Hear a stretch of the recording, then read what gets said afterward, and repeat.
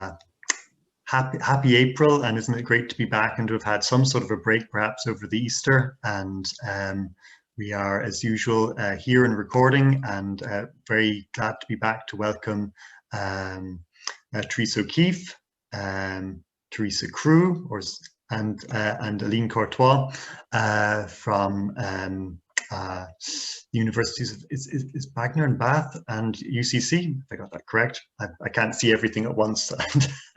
You know, we're here today to talk about precarity, which is unfortunately one of these perennial and persistent and problematic kind of issues, and particularly in higher education. And so I think we're going to have 3 short presentations or provocations and then open to the floor. So I'd like to encourage everybody to put your questions into the chat, or else to raise your hand, and we'll get going into that. And so I think I'm turning to Teresa Crew first to take it away. Yes, thank you very much. So I'm just going to very briefly start off with a master's student I have. I was told that a colleague of mine said, "Oh, I've got a fantastic opportunity for students. You know, have you got a student who might be interested?" So I recommended a master's student. And it was the worst decision of my life to do that, because ever since then, this master's student has been involved in a precarious contract. And I feel absolutely awful that a recommendation from myself has led this student to be involved in a precarious contract. And the problem is that we have in academia is that many or most, if not most, of the academics in academia are from relatively affluent backgrounds. And they've become so comfortable earning quite a modest living. It's not the best living, but it's a modest living. And the problem we have with that is that they forget that they have people who are, like my master's student, who is on receiving benefits. She was working as a care worker, and given this exciting opportunity to do research, she immediately took up this exciting opportunity. But as I say, the academic in question, and many academics, unfortunately, do live in an ivory tower in terms of, I am an academic myself, I'm aware of that, but live in an ivory tower where they forget what it's like not to earn very much money. And the reason I mention that is that, I'm just going back to my notes here, the reason I mention that is that my master's student was then messed around with money. She had to wait for 12 months to be paid. She had to wait for 6 months to be actually put on any form of a contract. She was told that the money that was available in this project was unlimited. So work as many hours as you wish, just work as many hours as you wish. But the problem is that my student was working as many hours as she wished to actually get this project going. But what happened was, even now, she's only very recently been paid for the final 24 hours that she was owed. So I start off by telling you that, is that to let you know that precarity often starts with an exciting opportunity, as the one I mentioned. This is an exciting opportunity to get something on your CV. The student in question wanted to do research. But unfortunately, money, for me, is precarity is very class. If you do not have the financial resources to enable you to go through precarity, it means that you will have to often go out the other end and will not continue on to be an academic. So I'm really sorry to start off with like a very negative tale, but precarity is negative, unfortunately. As I say, it starts off with an exciting opportunity, and then you realise that you may not have the funds to sustain yourself. The person in question that I mentioned there, my particular student, she was waiting around for money. She kept on emailing the people that she was working for, and the people were out of office, and they didn't really seem to be in a rush to sort out her money. And because of this, over Christmas, she needed to rely on food parcels, and she needed to rely on her mum for tiny bits of money that her mum's able to afford. And as I say, I mention that because when we think about academia, we think about people working in academia and being quite relatively well off. But the thing is that people trying to enter academia, unless you have family support, I mean family support that enables you to not work behind you, it makes it very, very difficult to get into the next stage of academia, which is a more permanent contract. So in terms of the numbers of precarious academics and academia, it really is difficult to actually try and calculate how many there are. But we're finding that 34%, so HASA data suggests that 34% of academic staff are on on fixed term contracts. This is actually quite lower than the numbers of precarious academics that I found when I was speaking to working class academics. Working class academics, just to let you know, it's a term that I use, and some people would suggest that how can you be working class and an academic? But what it is, if you actually come from a working class background, and if, as I mentioned, the student there who is, she's trying to become an academic and she's been given, some form of contract towards the end, she hasn't left her background behind. She's still from a working class background, and those sort of people will very likely drop out of academia just by not having the funds to sustain it. So precarity, can be any number of ways. It can include being asked, as I mentioned right at the start, a student being asked to do a research project of a few hours per week. A student may be asked to perhaps do some teaching. And these are all, as I mentioned right at the start, exciting opportunities that most people who want to get into academia would want to take advantage of. But these exciting opportunities really have been, in the past, been very useful for people from wealthier backgrounds. If you're from more disadvantaged backgrounds, it's much more difficult for you to take advantage. Now, in terms of what generally happens is that we see people working precarious contracts if they are either at teacher assistant level, maybe lecturer level. It tends to drop off the higher that you go. But as I mentioned, if you're from a poor economic background, and if you are still not earning enough money, how can you sustain that? Now, Teresa and Aline have actually done fantastic research about how gender impacts. But if you just think about, I come at it from a very much class basis, because the idea that if you do not have the financial resources to sustain you, you could be the best potential academic in the world.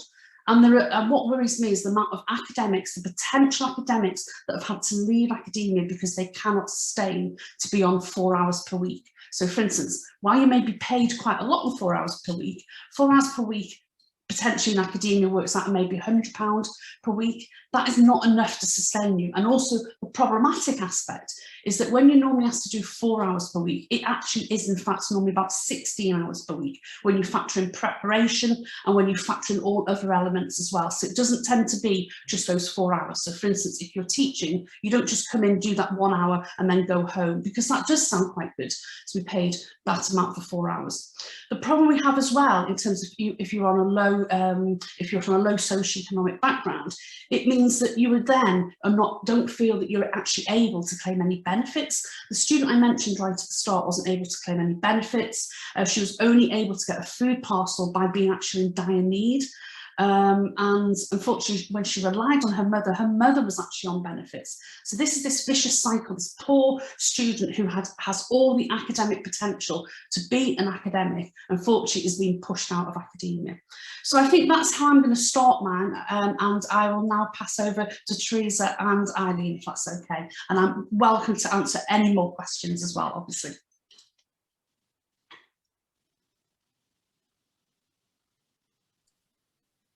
Thanks so much for that, Teresa. That was a great kind of introduction, and to kind of get us, I suppose, kickstart us into thinking about the complexities of precarity and how it's very much shaped by structural inequalities as well. And I'll turn it over to Aline now to, I suppose, share the screen and get us started on talking about our research. Thank you, Aline. Thank you. Okay, I hope you can see the slides. Yes. Oh. Okay, there we go. So good morning, and thank you very much for inviting us today to talk about our research. So, okay, there we go. Just to start a little bit, I thought it was important to talk about the context for our research, just to explain basically how we got started, how we came to think about academic precarity, how we came to research it, because it reinforms what we do in terms of research, and I hope it shapes our research ethics to this day. So the backstory is this. It's actually a collective, so not something academic, but just a group of workers who got to talk about their working conditions and realized that there was nowhere to go with our issues, to discuss our problems and to effect change. So a small number of us, and that included Teresa and I, founded a collective called Third Level Workplace Watch in 2013, which aimed at getting together people who shared similar circumstances, namely who were on precarious contracts in academia. And so our goals were to start conversations about it, to share our issues, to organize workers, and to make precarity visible, because even though we could see it everywhere in our friendship networks, in our professional networks, even though it's impacted our lives so much, even though we knew that in some department, most of the work was conducted by people like us, there was actually no research and very little talk and very little visibility for our issues. So we got together and we started to think about ways to make things change. And we stumbled against the same problem repeatedly, is that we didn't have any data really. And whenever we tried to speak with people who were not precarious, so colleagues in permanent roles back then, we tended to get an answer along the lines of, oh, you know, it's not as bad as in the United States, or, oh, it's not as bad as in the UK here, or it's not really a problem, or it's just a phase, you know. So basically, we felt that the issue was invisible, that it was minimized, and that we needed to kind of, you know, document it to prove that it was real.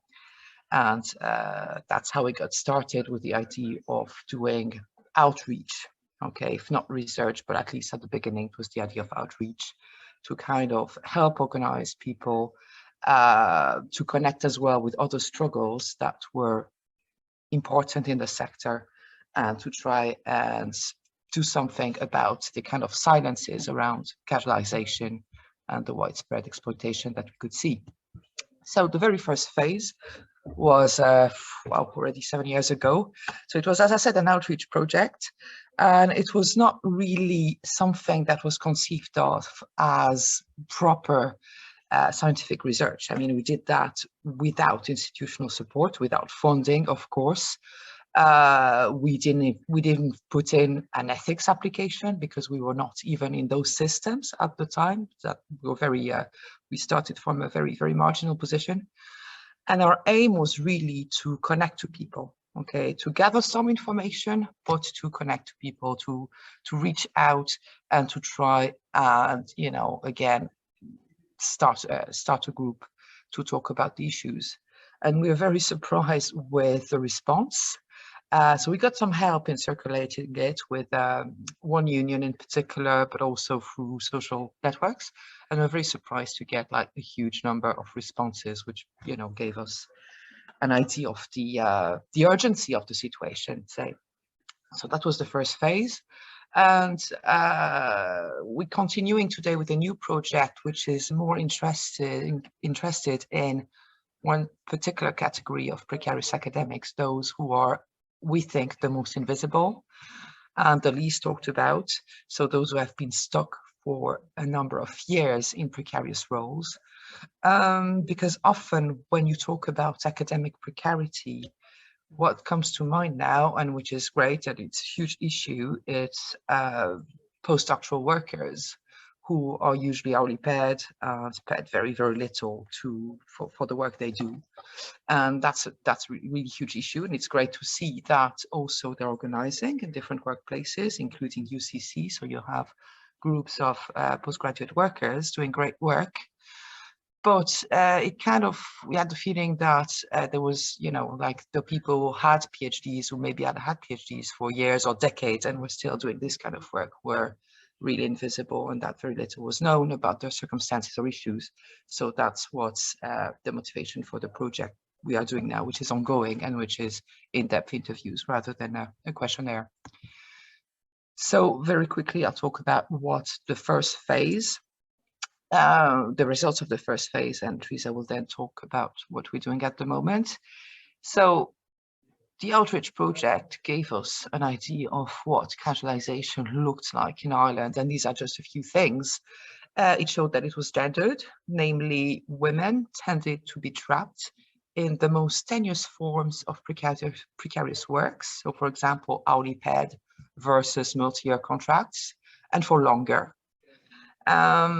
It showed us as well that casualization, well, was certainly amplified by precarity and the measures that were taken in institutions back then, by austerity, in around the end of the 2010s.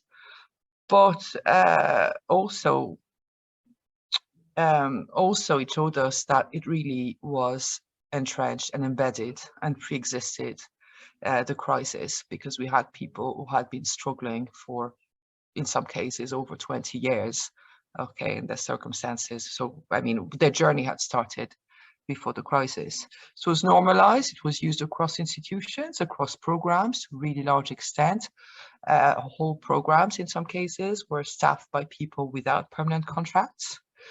And we found that there was what we call the hamster wheel of precarity. And this is something that Teresa just mentioned in her her presentation with the example of the master's student. It starts maybe with an opportunity, and you can have the impression that you are on some sort of upwards trajectory. But unfortunately, in some cases, people get stuck. And the longer they remain stuck, the fewer exit points they have into secure work. So it's not, we do no longer have situations where a first precarious role is like a stepping stone. It's not that. Maybe it is for some people, but for many, it's not actually. It's the start of a much longer journey, which is precarious. So yes, race to the bottom, we found that there were more and more different forms of precarious work, different types of contracts, which were not documented, which were not represented in statistics. In terms of how people felt, well, isolation, fear, poverty. So that's not how people feel, it's a reality for many. Unfortunately, hopelessness were common. In terms of professional belonging, so very often people in precarious contracts, and in particular those who were hourly paid, didn't feel that they were part of the staff complement. And of course, they had no academic freedom because they're legally vulnerable and can be dismissed or let go anytime. Very little union representation. There was at the time not much space for the issues of precarious workers in the work that unions did. And we like to think that it's changing a little bit. And just to go back and to maybe finish on that, just that issue of poverty, which Teresa spoke about really eloquently there. Many people actually earned less than, it's not even the minimum wage, it's a poverty wage. It's not a living wage by any means. And if they have other resources, or if it's temporary and family can support them, that's one thing. But it's not the case for everyone. And even if it were, I like to think that it's not really acceptable because it's still exploitation. Those people who earned such meager wages often worked full time. So it's not just, you know, like the roles were called part-time maybe, but that took them, you know, most of their time, most of the week, 40, 50, 60 hours a week of actual work. And that was their earning in a year. So okay, so that's really a really brief snapshot of what we found in the first phase. And Teresa will talk about what came next. Great, thanks Aline for that. And I'll ask you to go forward on the slides, please, so we don't have to mess about. There we go, thank you. So I suppose following on from that, we were interested in this idea of this hamster wheel of precarity. How are people getting stuck? Why are they getting stuck? We already knew from our research that it was something that was structural, but we wanted to understand the extent to which a precarity penalty existed. So a penalty in terms of the ability to progress in one's career after you have done long-term precarity, after you've done precarious work for a long period of time, but also what types of penalties it had in terms of everyday life. So we are interested in looking at themes like career trajectory. What are the patterns? Is it a linear trajectory, atypical? If you've, I suppose, taken on good jobs or bad jobs, what are the difference? What do you classify as a good job versus a bad job? What types of respect and recognition accompany that? And also then we're interested in defining long-term precarity. How do we understand what that means? How do people understand what that means? Because there are lots of, I suppose, differences amongst the people that we're talking to in understanding when their period of precarity began. And it is different than how we might ordinarily define when their period of precarity began. And so we're interested in looking at questions around how people identify as precarious, but also then there's a relationship between that and how people are identifying as academics. We're interested as well in understanding this idea of kind of, I suppose, a professional kiss of death, and whether or not, you know, doing certain types of work for a particular period of time, you know, what ways does that impact upon your ability to secure permanent work? How are you viewed by your colleagues and your peers and people within your professional community? We're interested in looking at impact on everyday life, health, well-being, relationships, your life security, and the losses that are incurred as a result of long-term precarity. And something that is, I think, becoming even more significant as we've gone through these interviews is the importance of silence, stigma, and shame.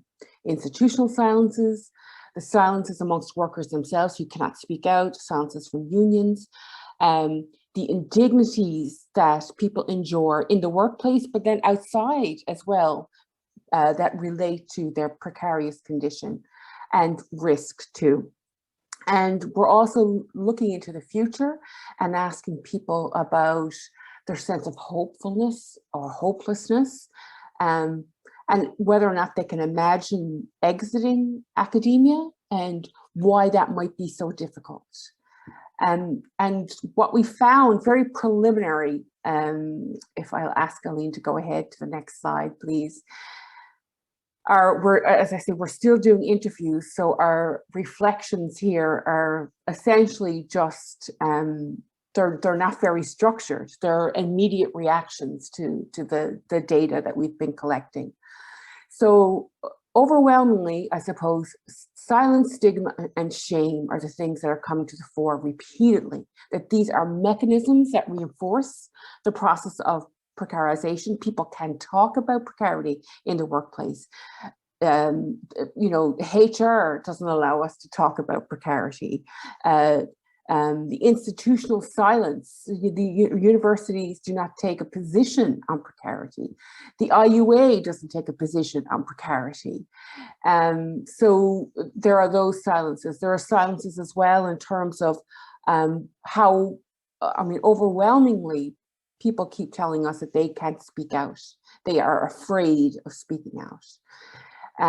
So this is producing as well, I think it's helping to produce a particular sense of self, a particular kind of identity. It's creating identity shifts within people who go into academia with the promise of I suppose, a class mobility. And in actual fact, I suppose the opposite happens. But you know, drawing on what Theresa was just saying there, for people who are working class, it's almost like a double dig. You go into academia, the idea, the hope, the promise, this kind of hope of, you know, getting out of poverty, you know, achieving a middle-class life, when in actual fact, in some cases, you end up worse off than when you were in the first place. And I suppose that has what we've seen in our interviews is health and well-being as a result are really severely impacted. People are talking about long-term precarity as a trauma. It's very much shaped by structural inequalities. And there are significant penalties, not only in working lives, but in people's everyday life in terms of their relationships, their health and well-being, their ability to plan for a future, their ability to get a mortgage, their ability to have kids.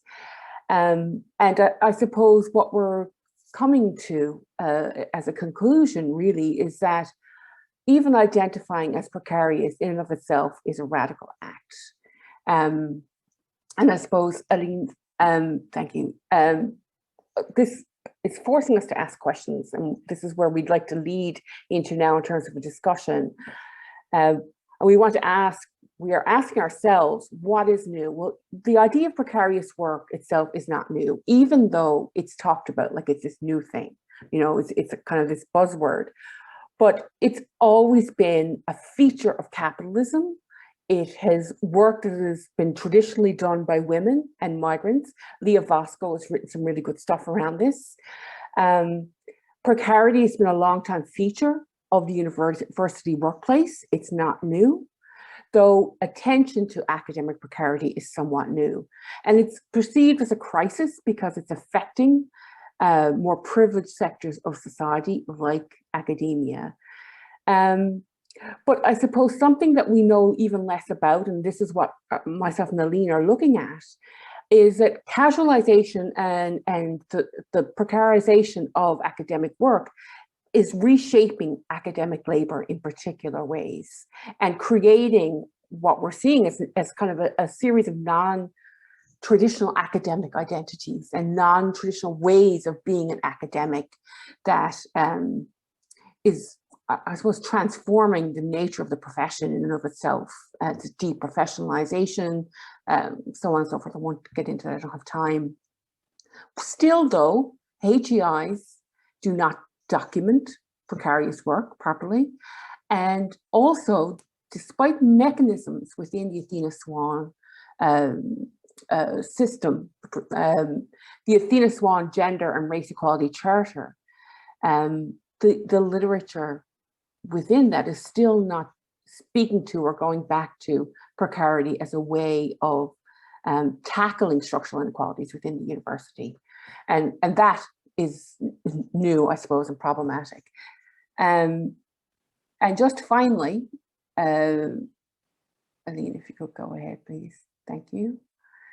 So we wanted to ask, I suppose, for you to think about the number of PhDs in sociology, the number of people who have been granted PhDs within sociology in Ireland in the past 3 years. You think about your own department, your own institution, other institutions across Ireland. Now think about the number of permanent academic posts that have been advertised in sociology in Ireland in the past 3 years. Also think about who teaches in your department. What are your working conditions? And I suppose as a question of provocation that we'd like to put out there is to ask, you know, is precarity a permanent feature of the academic workplace?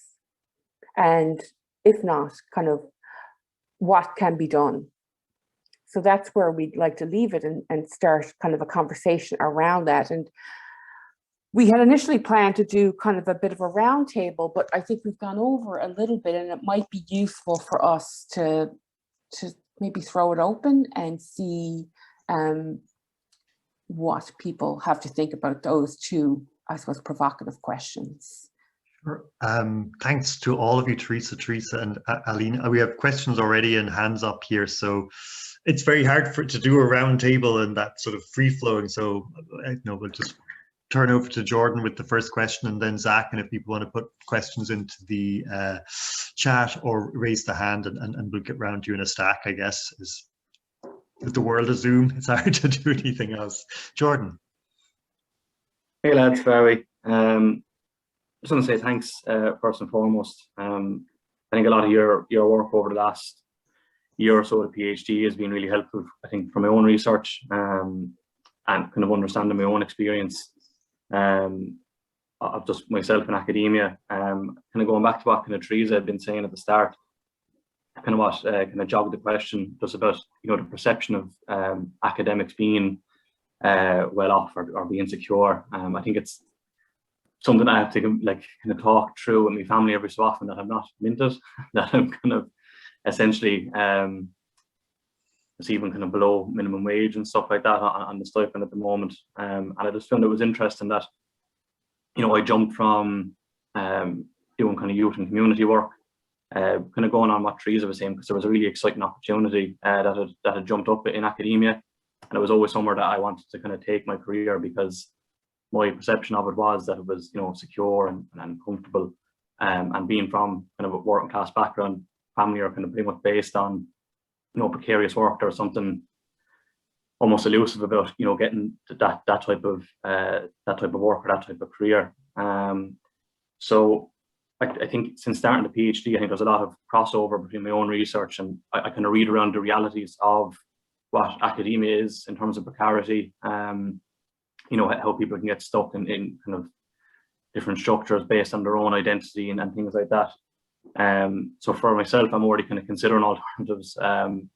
You know, I think I'd probably be naive to think that I'll come out of the PhD and, you know, pledge a really successful career in academia, because it's not guaranteed. So I always like to have kind of backups and alternatives. So I think the question is pretty much, do you think with kind of more working class people in academia over the last number of years, and those that have gone on then to pursue careers in academia afterwards, do you think the way things are at the moment, how long until almost the bubble bursts really, where people stop at a given point and just maybe cut off after you know, a certain amount of postgrad, as opposed to actually going on to try and becoming lecturers or whatever it may be?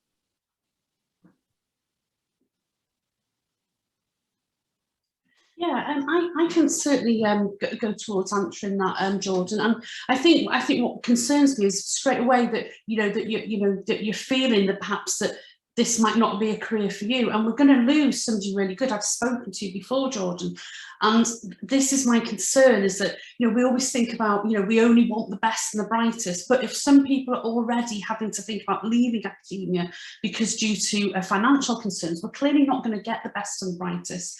And I do think it's like I mentioned right at the start, a very personal story, because I really wanted to personalise this issue, because at times it can just feel like, for instance, the statistics I mentioned, that I think 34% HACE are mentioned, and I found that I think it was about half of my respondents were on precarious contracts.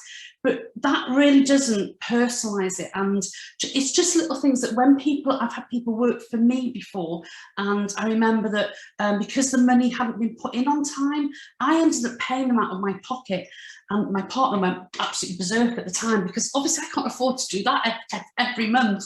But I felt really responsible for the people that were working for me, and the issue is that we are going to lose an awful lot of people, and the university is only going to it's not going to benefit from the fantastic minds of people like yourself, Jordan. So I think that this issue, it's actually just speaking about this and then listening to Teresa and Aline, and then also yourself, it's made me want to now do a presentation to my institution about it, because there is so much shame about talking about this issue. And that's why I mentioned that right at the start, sounds like a fantastic opportunity. I remember being asked at master's level to teach some classes. That was flattering. How flattering is that, being asked to teach? But then all of a sudden you realise you're just there as just like, short-term labour for them. They don't see you about actually thinking about how that they can further your career in any way.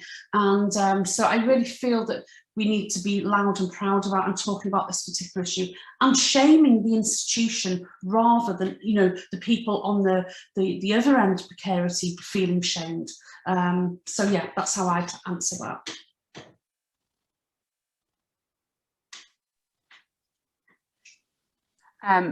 If I could come in, I suppose, with an anecdote from our recent project. It was the first interview that I did for this Precarity penalty project. And this woman, she was a working class woman, the first in her family to go to university. And her parents were so proud of her that she went and got an undergraduate degree.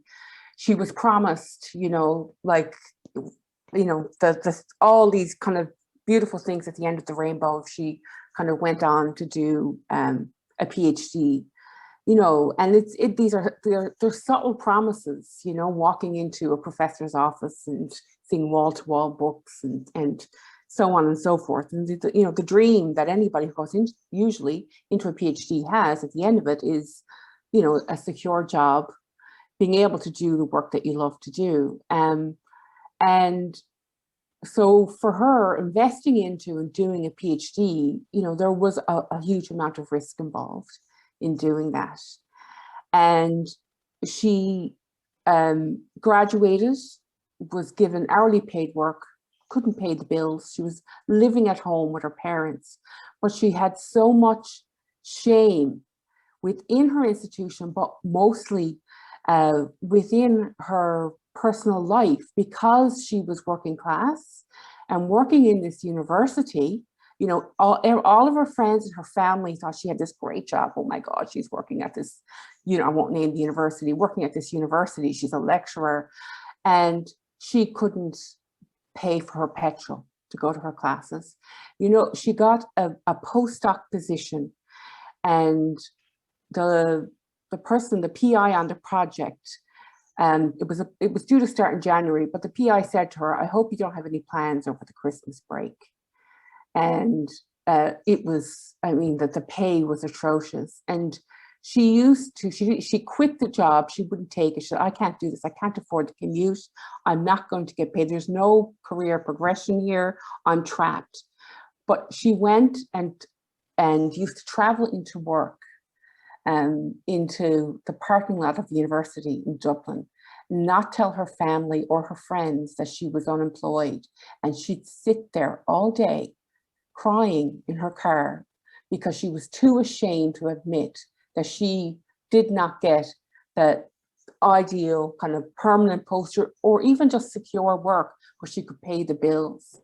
And eventually she exited, but her story is sadly typical rather than atypical. What we're seeing is that people are finding difficulties of kind of exiting. So for a whole bunch of different reasons, whether they're invested in this because of what they've sacrificed in order to do the PhD, you know, in this, especially kind of when it's attached to this idea of upward mobility, but years and hard graft and kind of where is the jumping point? And that's, I guess, what we're looking at.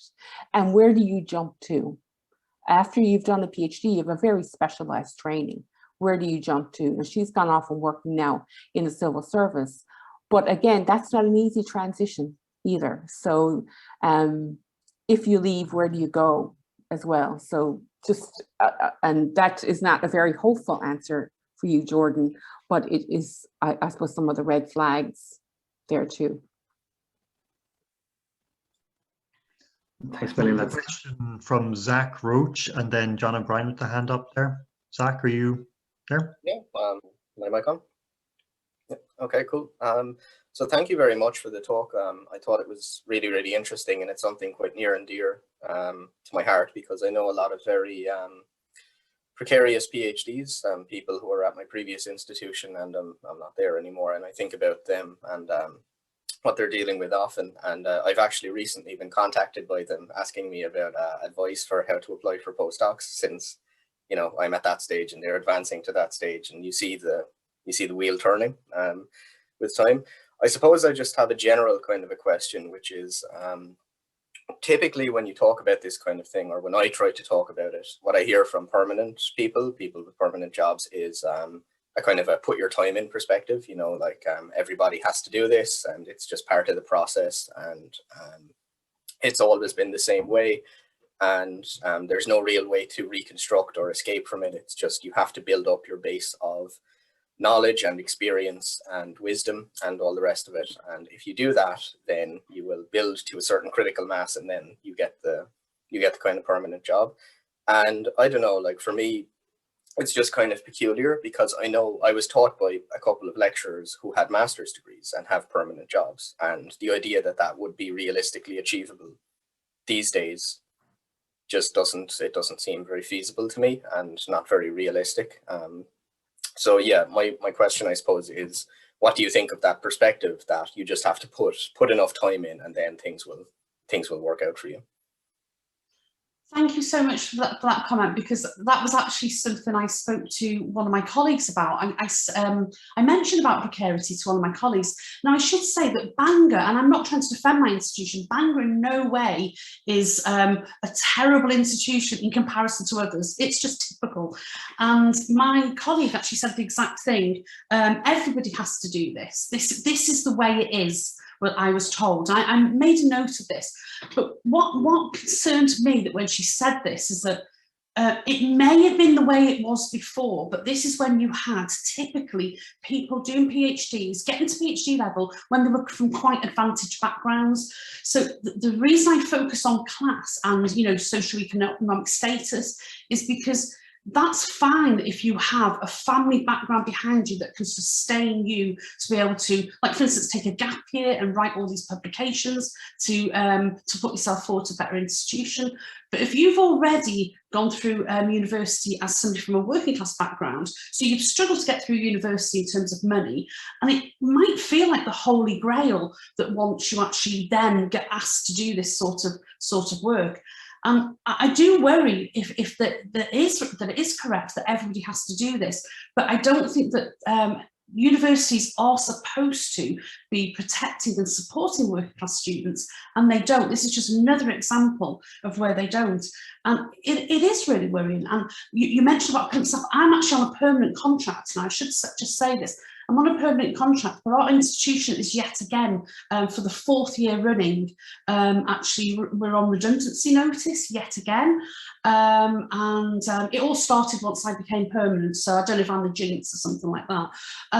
But the thing is that the only difference between what I've said, I still have the mind. I can't get beyond the idea of somebody actually on like a precarious contract. That's why I mentioned about actually paying somebody, because I couldn't leave the idea of actually over Christmas, you know, this person would have no money. And but not everybody thinks like that. And I'm not trying to say I'm anything special for thinking like that. The only reason I think like that is due to my socio-economic background. I know that when somebody says they're skint, that they truly mean that they're skint. And that's why I had to make sure I supported this person. But most academics are not from that background. I think only 10 to 15% of academics are from working class background. And that's because I believe one of the issues is this precarity. Along the way, people drop out of university, and that's why I don't believe we have the best and the brightest in university. There are so many people there who've left along the way because they've not been supported financially. Yeah, just to add briefly to that, I think also when we talk about the kind of opportunities that are offered precarious workers, we have to, in some cases, just look at it as exploitation and not shy away from using that term, because it is what it is. I mean, to be honest, there are some forms of unpaid or really low-paid labor that are asked of people, which actually will not even feature on CVs, because, you know, there's no point almost in terms of careers, you know, to hold a stall at a conference or mark someone else's papers. That's not even valuable experience, even if it, you know, may be sold as such, because unfortunately there is a lot of exploitation in the sector, and that's, you know, not necessarily from senior management, you know, towards everyone else. It's actually filtered through different ranks, and that's happening a lot. And that, I think, places people in very difficult positions, because sometimes you cannot really say no, and you're trapped doing work that has little value and that also doesn't pay and may prevent you from taking on, you know, paid opportunities inside or outside the sector at the same time, with financial consequences. So there's a whole, shall I say, culture? There's a culture of free labor in academia that's almost glorified, but not everyone can afford to do it. And I think it's also something that, you know, lecturers, professors, as colleagues need to think about before they ask anyone or encourage anyone to do that kind of work. We're hotting up with questions and hands up, and a whole counter public sphere exploding in the chat here. I think it's John next, and then Antoinette, and we have Tina and Lenita. John. So, thanks to everyone. I thought that was really interesting, and I got a lot from it. And yeah, I suppose my question is just about, it's making me think about how we should probably rethink postgraduate work. Like something that Teresa said resonated with me about this kind of like anxiety and regret of encouraging people to do a postgrad, you know, because of the situation they end up in. And just thinking about kind of like the magical being that a postgraduate student is for a third level college, because, you know, they're a consumer, you know, they're paying. They're also kind of like a status marker for the departments because it's their stats and they look very nice. And also you have this kind of reserve army of labor who can be pumped into any class to fill any gap you want and then kind of extruded as you see fit. So, you know, you have postgraduate students representing this really, really useful function for universities as a capitalist enterprise.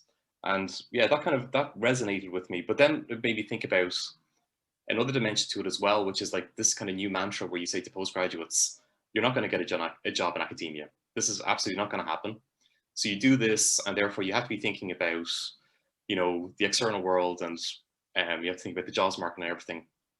And then so on top of those kind of levels, then you add this kind of disciplining effect where they begin to kind of police themselves as kind of like, you know, capitalist subjects. They're not thinking about pure research and their kind of passion. And like, this is particularly important for something like sociology, where there's supposed to be kind of an ethical social justice dimension to the work that we're doing. They're thinking about, I'm a future employee realistically, and I need to get myself into the jobs market. So yeah, I don't know. I mean, I suppose, you know, I'm doing stuff with the Sociological Association of Ireland at the moment, and it's a thing that I've been thinking about, is the role of academic associations in terms of, sorry, I'm going to try and make this into finalize my comment, but it's about like accreditation really, because if we even think about our academic associations, what we do is we basically put on conferences and put on events and we do kind of nice things, you know. But in terms of actually saying, look, we need a kind of defined career progression path, and we need to have some kind of like collective vision of what we should be doing with postgraduate students. And in terms, I don't know, I don't really have a clear thought about that, but it's just that resonated with me about the way we're dealing with postgraduate students and their kind of utility for the university as an input, basically. That it's more of a comment than a question, but I hope it was. Yeah, just to comment on your comment quickly. The SII had guidelines a few years ago, ethical guidelines about employing postgrads, and they did mention hourly paid work and different guidelines. I don't know if they're still around, but and I remember we were quite surprised to see that, and we were wondering how they affected members' practices. But they did say things about, you know, work shouldn't be exploitative and things like that. So I don't know if that's still there, but it's definitely, I think personally that, yes, professional associations should speak up, you know. The American Anthropological Association a few years ago took a really radical stance on it, and as has the European Anthropological Association. We've really been able to push, I suppose, you know, at the edges around this particular issue. And I think that our professional associations have a responsibility to do the same here in Ireland, you know, because we are implicated in this. but also if you look at the SAI in the past few years, the exception, I think, I mean, Paul Ryan, I know Paul wouldn't mind me saying this, Paul Ryan was the president of the SAI for a number of years, and he himself was in a precarious position. He was a member of Third Level Workplace Watch as well for a while, which is why I know I can say that. So it's not just that we are supervising students and students are working in our departments. These are our colleagues. These are people who we are researching with and collaborating with. And I think we have a duty as professionals to think about how do we conduct ourselves ethically in terms of our colleagues, our students, and our peers. Yeah, definitely. I support that because it's little things that I remember. There's a respondent I spoke to when I was writing the book who talked about she had a disability, and she said that the module convener that she worked for, didn't even consider the disability when she was. I don't know if the module convener was male or female, but the module convener didn't consider the disability when they were setting up where this teaching assistant was going to work. So, for instance, what would happen? The teaching assistant with a disability, a physical disability, was often having to sort out making sure that the rooms were on the ground floor, making sure that anything to do with a disability had been considered. This module convener had not even thought about doing that, and Teresa quite rightly mentions about these people are our colleagues, but that's not how it's seen. The respondents that I spoke to did not feel that they were colleagues in the university, and often I feel that the teaching assistants get thrown under the bus. So an example of that, I know a third year module, a very popular third year module, the module convener there was in my school was off sick, so they drafted in a teaching assistant to cover that module. Now that teaching assistant had never covered at third year level before, a very popular module, very popular lecturer. This teaching assistant was on a hiding to nothing. She got horrendous feedback, and it's affected her to this day, and there was no support from the university. So we do really need to start seeing that anybody who works with us, and also students as our colleagues as well, I like to, I focus on co-production, is the way that I teach, and I definitely feel that we need to start seeing, people as colleagues rather than, for instance, students lower than us, teaching assistants, somebody that just does, marks essays and things like that. I mean, we really need to start looking at academia in a much broader way and a much more inclusive way as well, and not just to use that stupid comment where people say be kind, because often the people say that be kind are not the kindest of people, but we need to actually consider the feelings of people working in this institution. And I'll come back to Lanita makes a comment, and I'll come back to that afterwards, rather than just take up the whole session. Well, can I bring in Antoinette Jordan, because I see you've had your hand up for some time indeed. That's okay. Thank you. This is a very interesting topic. I'm just interested in your cross-border perspectives.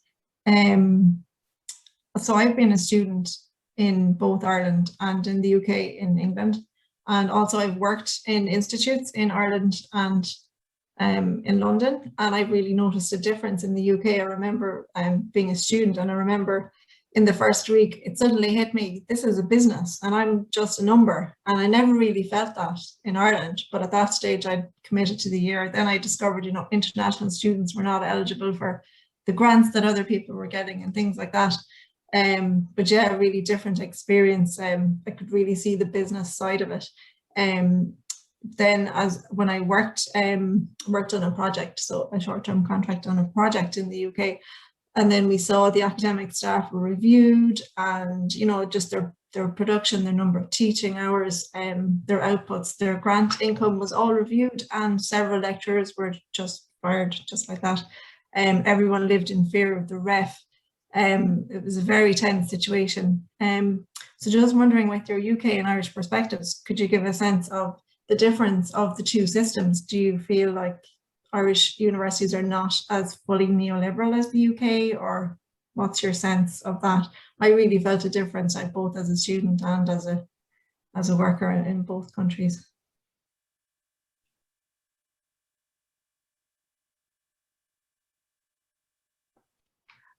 Teresa, did you want to come in first? I'm thinking if you've been able to talk about Ireland, and then I mention about, because I could mention about Wales.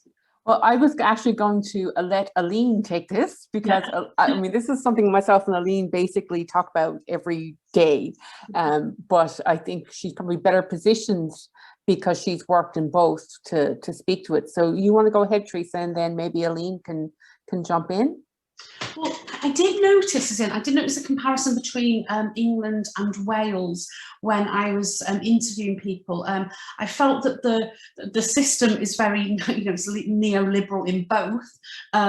So all students are customers, not just the undergraduates, the postgraduates, the PhD students are customers.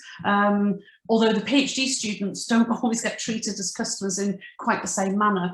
But I noticed definitely that when I spoke to respondents from Wales in comparison to England, I definitely noticed there was more of a, I think the ref was more of a focus, and it was much more cutthroat in England, I noticed, in terms of you had to have X amount of publications to be able to get in. And if your supervisor, I noticed very much that when a student has worked with a supervisor, then the student then becomes the next person in that field because they've had the support of the supervisor. So it may be more cutthroat, but there's also a lot more support I felt with graduates, with PhD students from England. Not so much in Wales. I found yeah, very much that it's maybe not as cutthroat. There's a lot of work, we get a lot of more working class academics, I found, particularly post-1992 institutions. But yeah, I felt that England was much more cutthroat, just in comparison to those two countries. Yeah, so as Teresa said, that's something we talk about all the time, and I don't have a straightforward answer at all. Yes, I think the work of academics is much more supervised and quantified in the UK, and it's more managerial, it's very hierarchical, but I think it's the case also to some extent in Ireland, but maybe it operates in more hidden ways. And also, I'm not sure how that affects the situation of casualized workers, because, okay, I think what I see, I suppose, is until the recent crisis, there were still occasionally jobs in UK academia.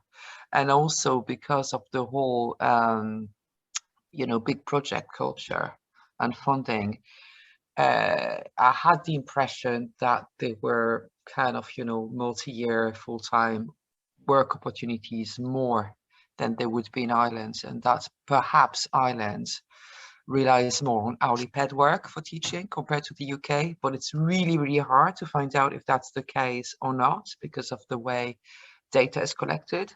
There's more data actually in the UK than in Ireland, because in Ireland really it's impossible to know how many hourly paid people work in the sector.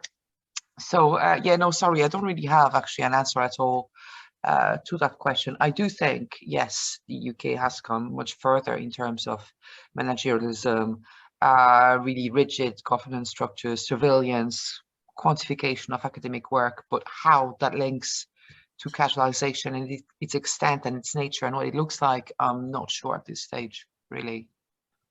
Can't tell which is worse. To mention that it's 11 now, so if people have to go, we understand it. Hourly paid work awaits and that kind of thing. If you can hang on for another few moments, we might get around to all of the questions. And just to mention that next Thursday we've rearranged the datification of welfare seminar with Aline Denkick and Ray Griffin, so that should be fascinating. 4 o'clock on Thursday. We have several questions. I've neglected in the chat about rentier capitalism, the shift towards rentier. Maybe Tina Hearn, do you want to speak up for that? Or Tina, are you still with us? Hello, yes, I am. Sorry about that. Sure, jump in. Camera. I have not got a very well behaved camera this morning. I've sort of been looking at, sort of listening to the really interesting presentation this morning and sort of connecting it to some of the work that I'm doing around rentier capitalism. Would it be helpful if I just mentioned what that was for people who might not have come across the term? Yes, please. I hadn't come across the term actually, Tina. Thank you. Okay, thanks. Yes, I hadn't until quite recently, and then found it and thought, oh, how fascinating. Basically, the idea behind it is that neoliberal capitalism is a bit of a big concept, and it can be helpful to think about capitalism in terms of breaking it down, that it's actually a very complicated beast with lots of different developmental dynamics. And we've come across a lot of these. Sort of people talk about knowledge-based capitalism, platform capitalism, and there's also rentier capitalism, which basically is about the process of turning everything into assets. And we've seen that a lot, for example, in the privatizations of the 80s, where a lot of our infrastructure was turned into assets, and then in public sector outsourcing. And this is something we're seeing increasingly so in the university context, you know, with outsourcing, adoption of business model, privatization, flooding to the use of platform capitalism. And each of these dynamics, but particularly rentierism, has a tendency to produce precarity. Why does it produce precarity? Well, one example I can give is that it creates conditions of monopsony in the labour market. Basically, if you control an asset like the university does over the award of degrees, then it gives you a very tight degree of control over your labour market. And the universities have, you know, while there are traces of many of the old discourses, have strongly moved over to a marketized and business model.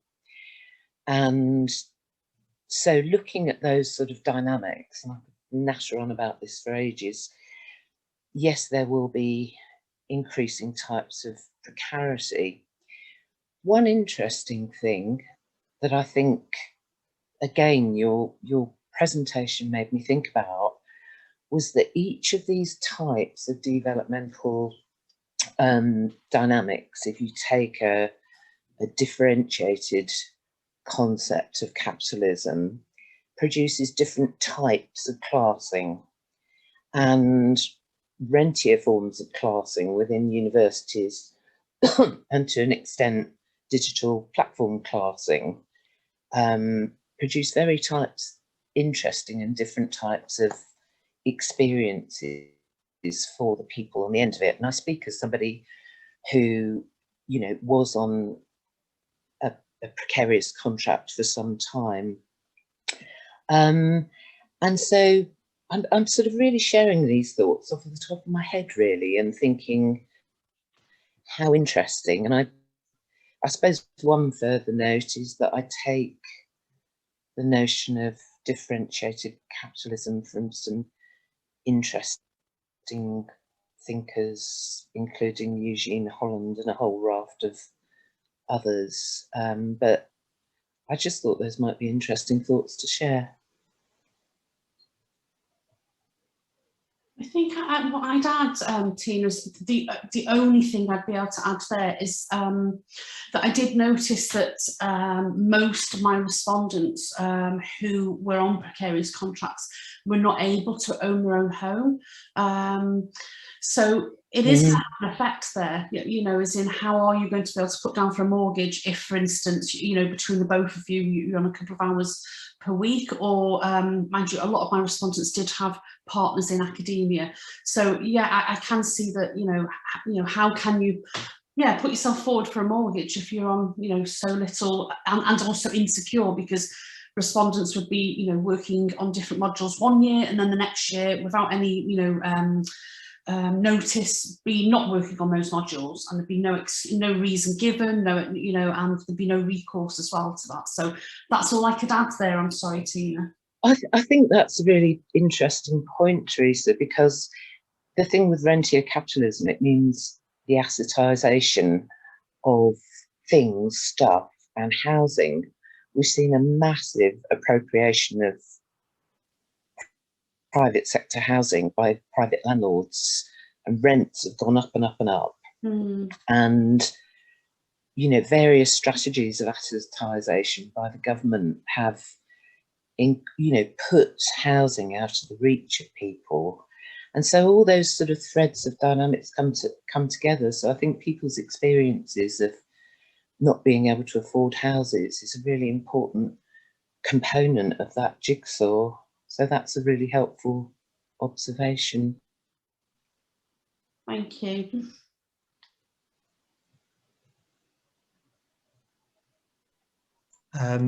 We have Lenita twice Lenita, are you able to join in? Yeah. Oh, I'm sorry. I'm talking over you, Aline. I forgot to unmute myself, but I just wanted to mention Yania Kolmenovic's work on assetization in higher education, and she's just started a big research project on that, which may be interesting to follow. I'll just put her name in the chat maybe. So just on those issues of assetization, and how she's, as far as I know, she's not looking at the impact on work yet, but she's basically analyzing all those different dynamics in university financing. So that might be of interest. I'll just put her name in the chat.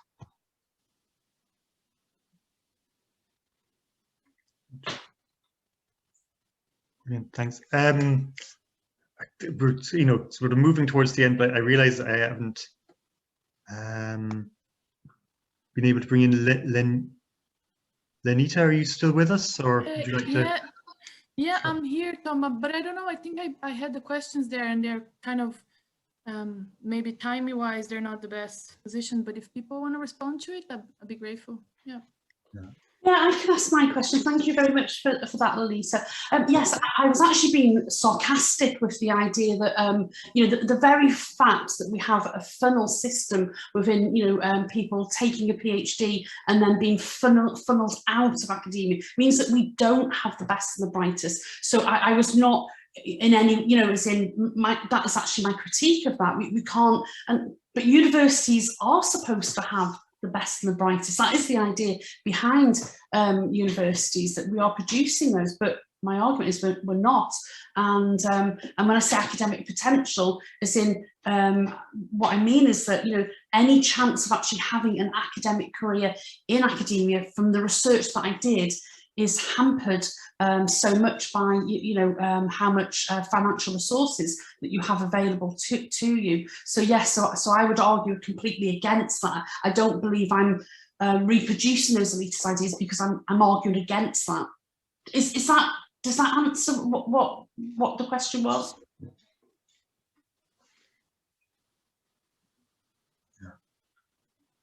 It's difficult to get. You need scare quotes on Zoom, really visible scare quotes, so Yes. Stuff like that. And the cost report, Aline or Teresa, you mentioned that. Do you think it's? Yeah, I mean, I suppose in terms of what we're seeing that's coming up now in this recent round of research is that though the cost report kind of promised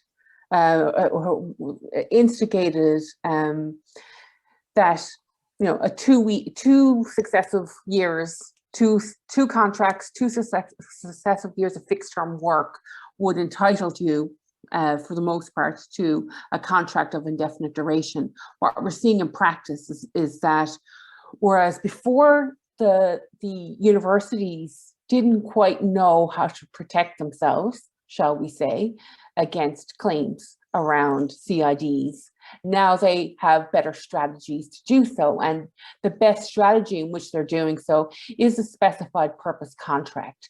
So in effect, if they can write up a contract that is specified purpose and keep extending that, so you get offered a contract from September to May, but instead of offering you a new contract, they extend the specified purpose contract to cover then into the next year and the next year and so on and so forth, you could be, in essence, a precarious worker in the system legally, according to this Fixed Term Workers Act, for 10 years' time, with no entitlements to a CID because of the designation of specified purpose contract, and also because of the clause around new contracts. So you have to have been issued a brand new contract.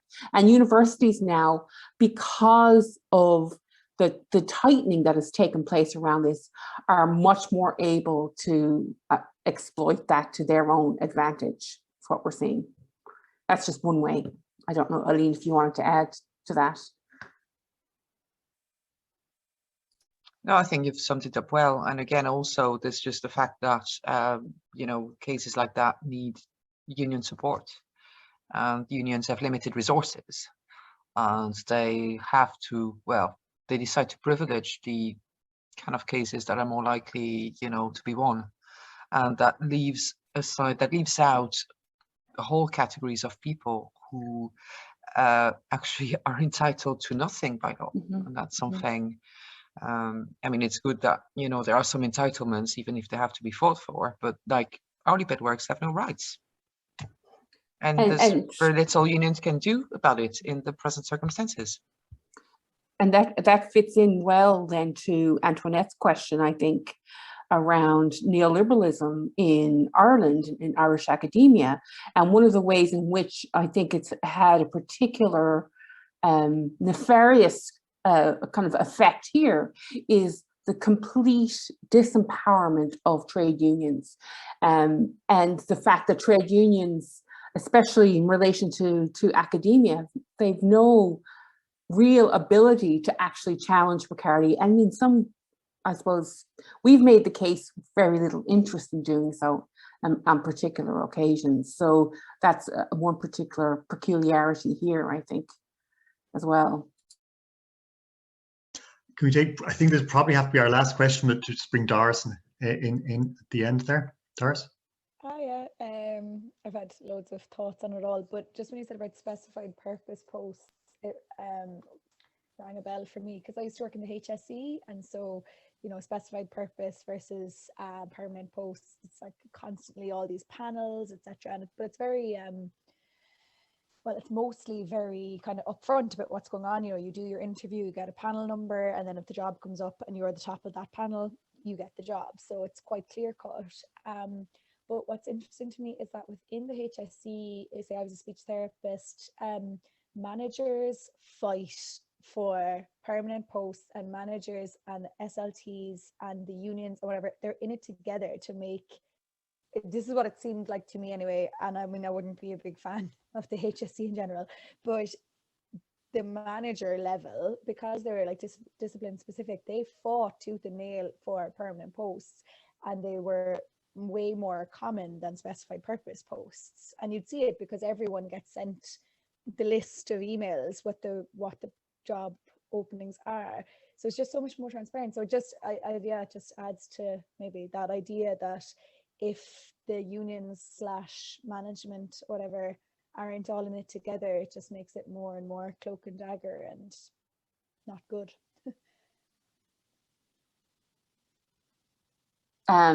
Absolutely, and I think it's I suppose something that myself and Aline have been looking at as well, are in terms of there's almost a stratification within precarity as well, and it's been, I suppose, created in such a way that often what we're seeing are kind of competing interests, even amongst people who are precarious.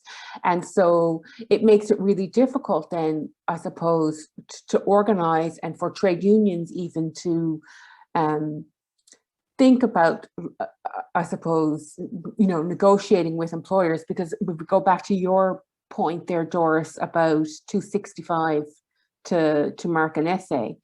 And for a long time, you know, students weren't even able to be part of the trade union.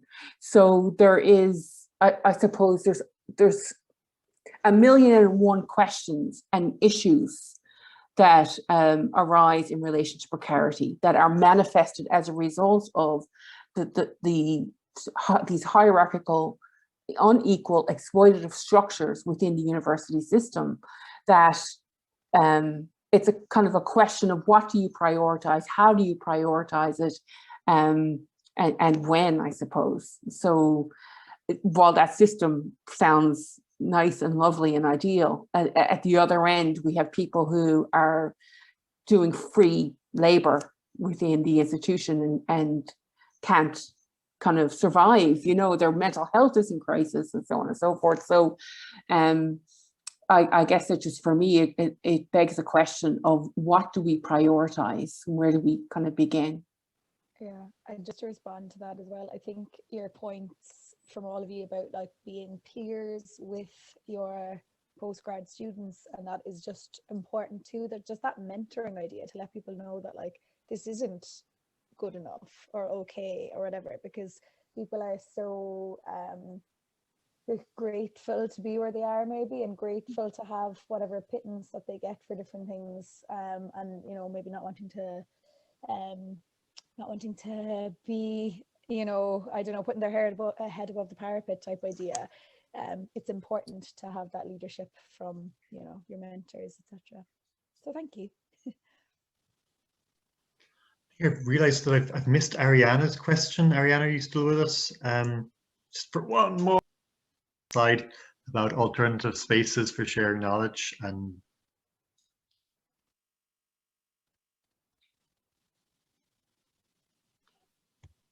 yeah, just saying that. So well, I'd like to think that's the case, but I haven't seen much evidence of that yet. And I also think we should not give up on trying to change the structures that exist within our institutions. You know, if things develop outside, it's great, but you know, the injustice of those working conditions still need to be talked about and addressed. yeah.